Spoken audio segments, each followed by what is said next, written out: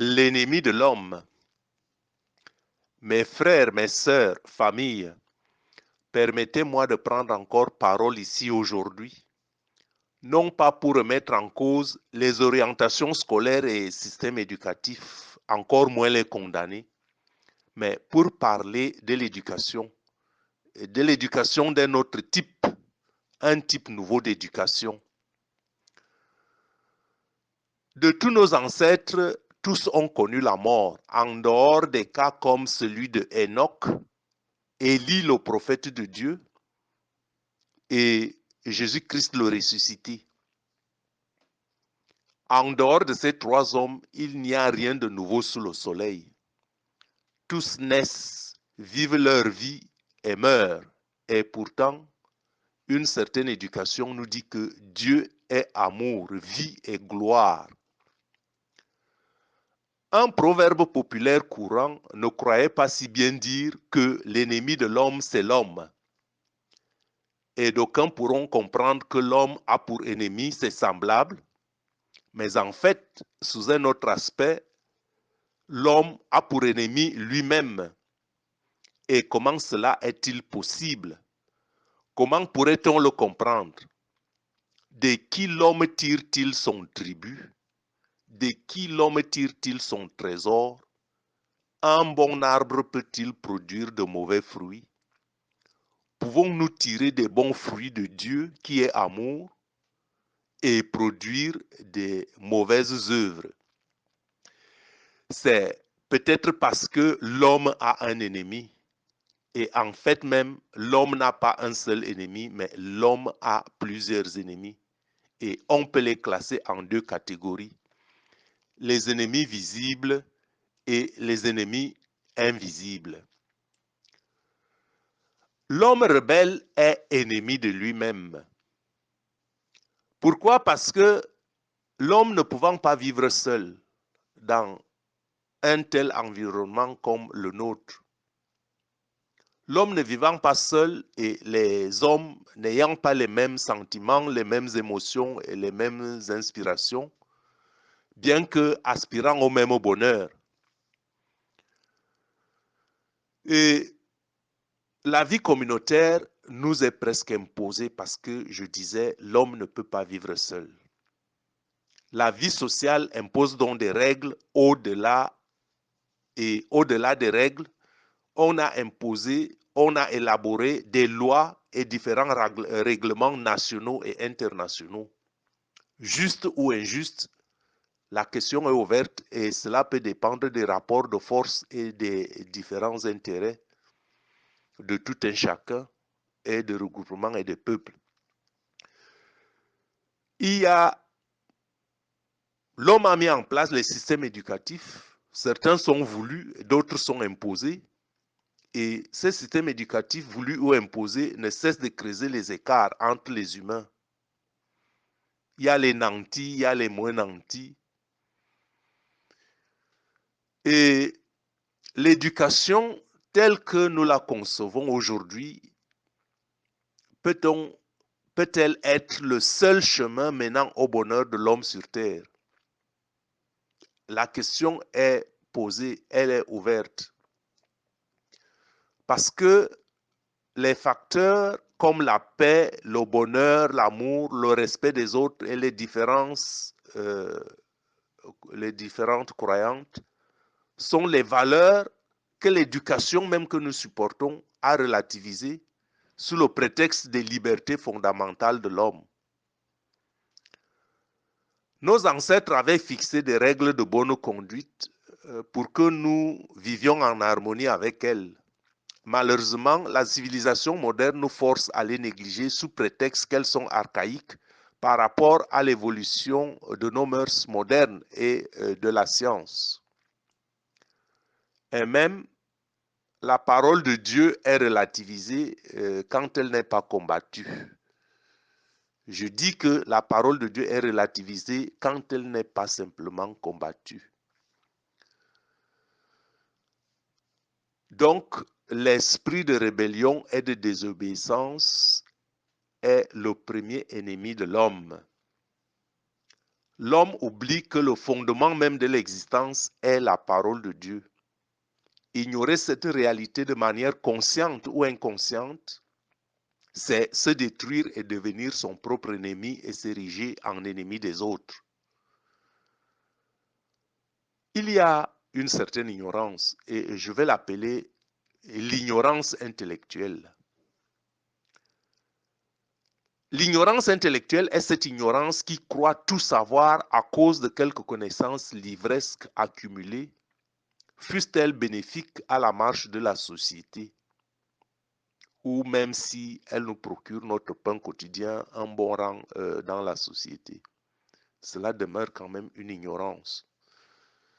Pourquoi? Parce que le commencement de la sagesse est la crainte de Dieu. Je dis que la crainte de Dieu est le commencement de la sagesse. La rébellion, la désobéissance, les ignorances sont des ennemis invisibles, mais bien réels. Leurs ficelles sont tirées des profondeurs de la terre par Satan qui influence les hommes. Car tout n'est qu'influence. On ne devient rebelle que de ce qui est connu. Et c'est la loi de Dieu qui est inscrite dans chaque cœur. Même si on ne l'accepte pas, on ne se rebelle pas pour rien. La maladie et la mort sont aussi les ennemis de l'homme, bien que l'homme les accepte comme faisant partie intégrante de la vie. Cependant, les Saintes Écritures nous enseignent que la maladie et la mort sont la conséquence du péché. Bien que l'ignorance nous amène à croire qu'il n'y a pas d'issue au mal en dehors de la médecine, l'incrédulité nous pousse à croire qu'il n'y a pas d'issue au mal en dehors de la médecine. Or, si on prend les choses à la source et si la maladie est la conséquence du péché, si la maladie est la conséquence du péché, et si la maladie est l'antichambre de la mort, alors il y a nécessité de combattre la mort et de combattre la maladie en combattant le péché. Et il faut donc prendre conscience que ce combat en vaut la peine et ne peut pas être combattu par la seule médecine. Et que l'issue de ce combat ne peut pas être vain, même si on perd certaines batailles, elle renforce tout de même notre homme intérieur. Encore faut-il avoir conscience, avoir aussi l'humilité de savoir en profondeur ce que c'est que le péché et savoir ce qui est péché et ce qui ne l'est pas, et surtout ses conséquences dans nos vies et notre manière d'être. Et mon frère, ma soeur, si tu veux être sérieux avec toi-même, commence et cherche par savoir qui définit ce qui est péché. Voilà pourquoi j'ai déjà dit que la religion nous a tout volé. Et je ne m'attaque pas à la religion. Et pourtant, ce n'est pas la raison de l'écarter des systèmes éducatifs. Même si la religion nous a tout volé, ce n'est pas une raison de l'écarter des systèmes éducatifs. Pourquoi? Parce que derrière la foi, il y a un patrimoine inépuisable. La foi vient de ce que l'on entend et ce que l'on entend vient de la parole de Dieu. La foi qui provient de la fausse parole, la parole qui n'est pas de Dieu, est une foi vaine, puisque on met la foi en des choses que l'on croit vraies, mais qui ne sont pas ce pourquoi notre vie existe ou est destinée.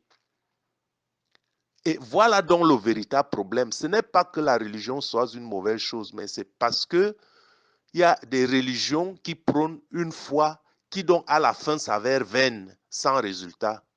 C'est ça le véritable problème. Et voilà pourquoi Satan s'emploie à multiplier les croyances parmi les hommes. Non seulement pour diviser les hommes et les amener facilement à la rébellion de la vraie parole de Dieu, mais aussi pour égarer les hommes. Donc l'homme ne combat pas seulement contre la chair et ses propres désirs malsains, mais aussi contre les puissances angéliques issues de la rébellion de Lucifer. Et c'est pourquoi j'avais déjà dit qu'il faut haïr la religion pour aimer Dieu. Je répète, je dis qu'il faut haïr la religion pour aimer Dieu au-dessus de toute chose. Parce que lui seul vous montrera le chemin qui mène à lui. Dieu est amour. Donc un homme qui tire son fruit de Dieu n'a pas la haine. Il recherche l'amour. Dieu est paix. L'homme qui tire le fruit de lui désire la paix. Dieu est joie. L'homme qui tire le fruit de lui évite la tristesse et ne rend pas les autres tristes. Donc vous voyez, si on place donc Dieu au-dessus des religions, toutes les religions vivraient même en paix. Parce qu'on rechercherait les mêmes fruits. Mais à cause de l'égoïsme et de la cupidité des hommes et des ficelles que tire Satan, les différentes religions se considèrent comme concurrentes. Encore faut-il qu'ils adorent le même Dieu. Dieu est saint. Il faut donc rechercher la sainteté. Alors seul en ce moment, tu trouveras le chemin de la vérité parce que le chemin de la vérité est par Dieu seul et non par les religions. Parce que déjà beaucoup de religions se contredisent et même les religions qui ont les mêmes dénominations, leurs croyances se tiraillent sur les doctrines et sur des choses qui ne sont pas essentielles. Donc, si tu t'accroches à Dieu, pour ne pas dire que si tu es la religion, décide-toi de suivre, décide-toi de savoir qui tu veux suivre. Et décide-toi de prendre un modèle, le modèle que tu veux suivre. Dieu t'en donne la liberté de choix, la liberté de conscience. Cependant, il t'est recommandé que tu aimeras le Seigneur ton Dieu de tout ton cœur, de toute ton âme, de toutes tes forces et de toute ta pensée. Et tu aimeras ton prochain comme toi-même. Ainsi ne deviendras-tu pas ennemi de ton prochain, puisque tu l'aimes comme toi-même, et tu ne seras pas ennemi de toi-même, parce que quand tu haïs ton prochain, tu deviens ennemi de ta propre personne, parce que cette désobéissance peut t'amener à un endroit, peut t'amener à la fin à un endroit que tu ne souhaiterais pas aller ou visiter. Donc, ne sois pas rebelle et ignorant de ces choses, car dans les derniers jours, il y aura des temps difficiles. Les hommes seront égoïstes. Je n'ai pas besoin de vous apporter des preuves à ce sujet. Les gens seront amis de l'argent. Les gens seront fanfarons. Ils seront hautains, blasphémateurs, rebelles à leurs parents, ingrats, irréligieux, insensibles, déloyaux, calomniateurs, intempérants, cruels, ennemis des gens de bien, traîtres, emportés, enflés d'orgueil, aimant le plaisir plus que Dieu. Ne me dites pas que je dépeins l'homme en mal. C'est les Saintes Écritures qui le disent et je pense que cela se voit dans tout ce qui se passe actuellement dans notre environnement. Et beaucoup ont l'apparence de la piété, mais renient en fait ce qui en fait la force de la piété, c'est-à-dire aimer son prochain. Donc éloignez-vous de ces hommes-là et essayez d'adopter cet autre type d'éducation qui vous dit juste qu'il faut avoir le savoir intellectuel, gagner son pain et accrocher de grands postes. Tout cela est bien, mais au-delà de là, qu'est-ce que nous devenons lorsque la maladie nous frappe, lorsque nous sommes dans l'antichambre de la mort? Mes frères, mes sœurs, nous sommes donc à la croisée des chemins. Renouvelons notre intelligence. Voyez-vous, le Covid, par exemple, pour ne prendre que cet exemple, a démontré les limites et la vulnérabilité de la science.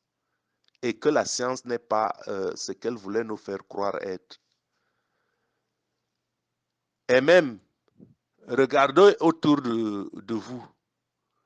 Les guerres et les crises économiques nous montrent que les gouvernements politiques et les regroupements économiques et leurs analyses et prévisions ne sont pas les seules institutions auxquelles nous devrions mettre notre confiance. En fait même, nous ne devons pas mettre notre confiance aux œuvres humaines, mais en Dieu. Et voilà pourquoi les Saints Écrits disent « Malheur à l'homme qui met sa confiance en l'homme ». Ainsi parle l'Éternel, maudit soit l'homme qui se confie dans l'homme, qui prend la chair pour son appui et qui détourne son cœur de l'Éternel. Donc, mieux vaut chercher un refuge en l'Éternel que de se confier à l'homme. Je n'ai pas dit que vous ne devriez plus avoir des amis, j'ai dit plutôt que aimez votre prochain comme vous-même, mais ne prenez pas votre prochain pour appui, prenez pour appui Dieu. Et ensuite alors, ramenez les hommes qui ont les mêmes conceptions que vous. Et même eux autres qui vous combattront à cause de cela, prenez-le avec amour. Mes frères, mes sœurs, la puissance de Satan a jeté le doute parmi les hommes. Et ce doute-là est à cause de la cupidité et de l'incrédulité des hommes, ont donné naissance à plusieurs religions. Et maintenant, vous me direz laquelle des religions est bonne. C'est une très bonne question, mais il y a la nécessité pour l'homme de développer d'abord une nouvelle culture. Une nouvelle culture qui est en fait une ancienne culture. Comme il était au commencement et maintenant et toujours dans tous les siècles et les siècles. Comme il était au commencement et maintenant dans tous les siècles et les siècles. Or, la civilisation moderne nous dit que tout ce qui a été ancien est archaïque, ce qui n'est pas forcément vrai. Et ce qui n'est pas entièrement faux. L'homme doit s'adapter à son environnement, mais cela ne doit pas dire que l'homme doit oublier la culture ancienne, ses origines, d'où il vient.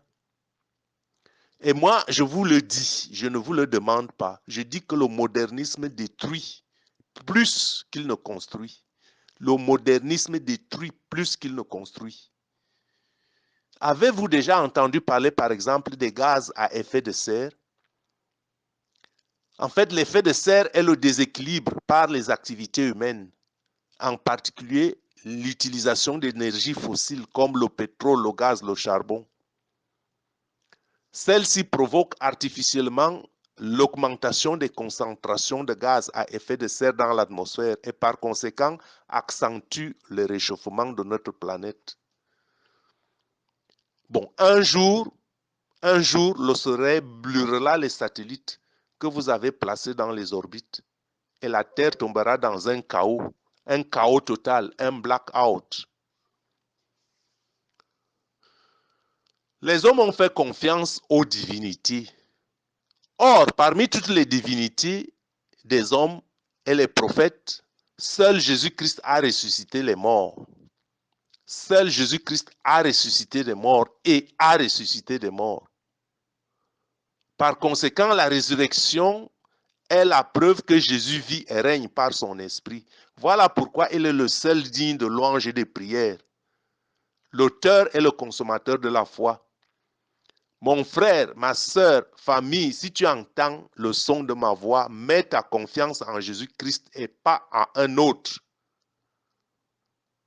Il te donnera un esprit de révélation et de sagesse dans la connaissance de sa parole. Et non pas seulement un savoir livresque, un savoir livresque, scientifique, socio-économique, philosophico-religieux ou théologique, qui peuvent certes être utiles pour un moment, pour ce moment, et même vous procurer du pain, vous procurer une place sous le soleil, au-dessus des autres. Mais pensez-y sérieusement. On ne vit pas seulement du pain, mais on vit aussi de toute parole qui sort de la bouche de Dieu. Qui de nous, qui de vous peut allonger un seul jour de sa vie?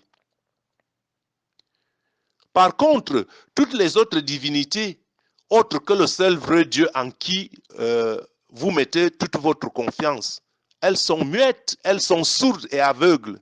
Elles ont des yeux et ne voient pas. Elles ont des oreilles et n'entendent pas. Elles ont des bouches et ne parlent pas. Et voilà ce en quoi, en qui le monde suit, le monde met leur confiance.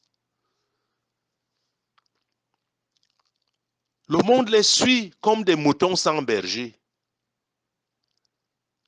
Et je vous dis, mon frère, ma soeur, si vous êtes de cela, vous courez à votre propre perdition.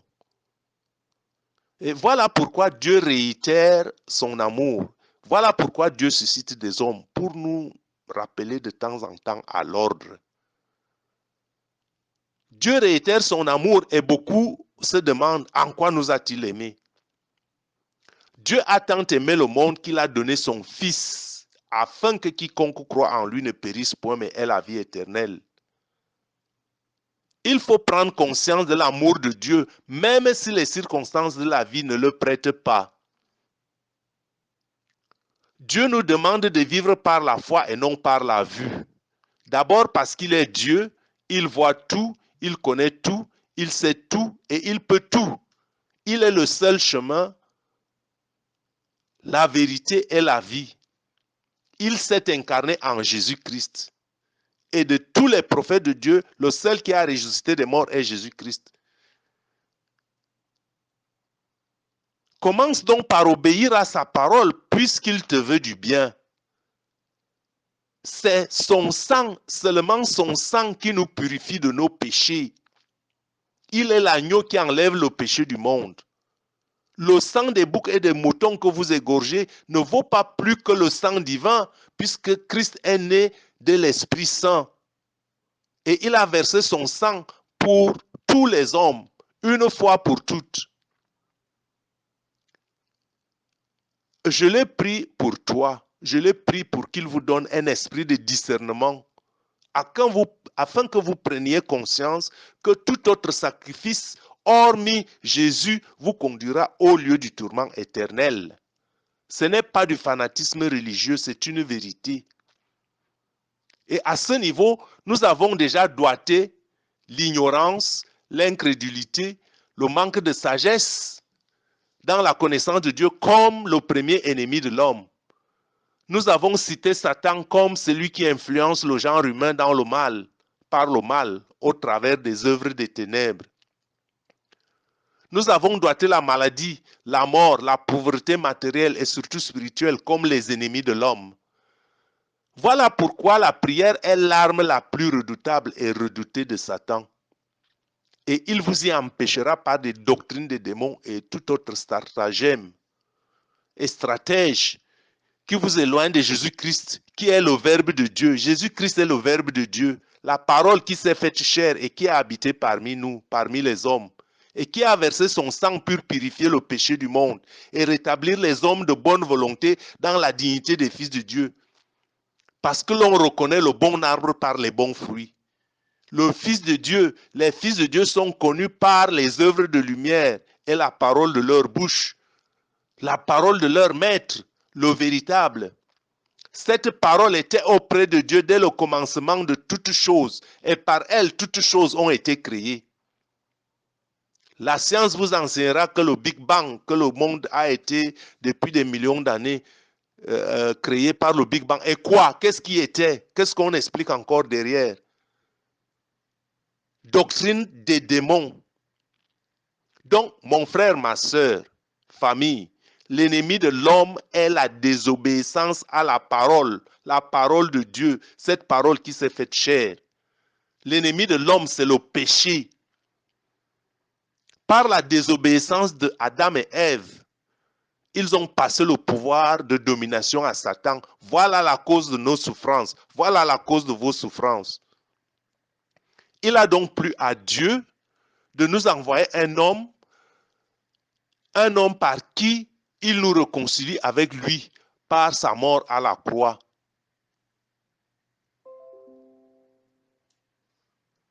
Ainsi, mes frères, mes sœurs, je vous invite de manière spéciale à méditer sur les plaies que Jésus a portées dans son âme et dans son corps. Homme juste mort à la croix injustement, accusé forcément, par haine et par jalousie. Et nous touchons l'autre type d'ennemi de l'homme. L'autre type d'ennemi de l'homme, c'est la haine, la jalousie, le mensonge. Mes frères, éloignez-vous de ces choses-là. Et demandez à Jésus de guérir les blessures de vos cœurs et de vos âmes que vous avez reçues, blessures que vous avez reçues pendant votre vie ou que vous continuez à recevoir à cause de vos péchés ou à cause des péchés de vos parents ou à cause de la médisance et de la méchanceté des hommes. Pardonnez, pardonnez et seulement ainsi vous comprendrez, mes frères, mes sœurs, que le monde a besoin de la guérison de la foi par la foi en Dieu le Créateur. Le monde a besoin de la guérison de la foi par la foi en Dieu le Créateur. Par la passion et la mort de Jésus sur la croix, vous comprendrez que seulement par la prière, vous pourrez devenir vous aussi des vrais apôtres de la foi, vivant la foi qui est un don dans la simplicité et la prière, dans l'humilité, le pardon et l'amour. Priez pour que l'Esprit Saint vous illumine et que vous soyez de joyeux chercheurs de Dieu et des témoins de l'amour sans limite. Amour sans limite, amour sans limite. Il faut du courage pour cela dans un monde aux valeurs corrompues par les ténèbres. Prenez courage et témoignez des bonnes œuvres que Dieu fait et veut faire en vous et à travers vous. Soyez joyeux en Dieu. Faites du bien à votre prochain. Imaginez que vous faites du bien à quelqu'un et que lui fasse du bien à un autre et que lui fasse du bien à un autre. Et que chacun fasse du bien à chacun. Quel bonheur que la vie sur terre serait agréable. Faites du bien à votre prochain pour être bien sur la terre. Vous ne pouvez pas faire du mal et attendre que le bien vous arrive. Et surtout, priez pour la paix qui est une menace, car Satan veut la guerre et l'inquiétude. Et si vous priez pour la paix, agissez aussi pour la paix. Je suis votre serviteur et frère Gabriel Messi. Je vous aime, je veux votre bonheur, je prie pour votre bonheur, que Dieu vous l'accorde. Je vous aime en Jésus-Christ. C'est la nouvelle éducation. Une nouvelle éducation. Et je n'ai pas dit d'oublier ou d'abandonner vos obligations sociétales ou d'oublier tout ce que vous avez à faire. Vous pouvez faire tout ce que vous avez à faire et croire en Dieu. C'est un faux enseignement de la religion qui a voulu qu'on pense que quand on croit en Dieu, on ne peut plus rien faire que les richesses du monde. Le monde appartient à Dieu. L'or et l'argent appartiennent à Dieu. On peut chercher l'or et l'argent honnêtement, sans faire du mal aux autres. Loué est Dieu par Jésus-Christ seul. Et seul son sang purifie le monde du péché et rien d'autre. Et ce n'est pas du fanatisme. C'est une vérité et ne laisse personne te la voler. Votre serviteur et frère Gabriel Messi, merci de m'avoir accordé votre temps et votre oreille. Sois béni abondamment et que Jésus-Christ produise des miracles dans ta vie, qu'il produise des miracles dans ta vie. Amen.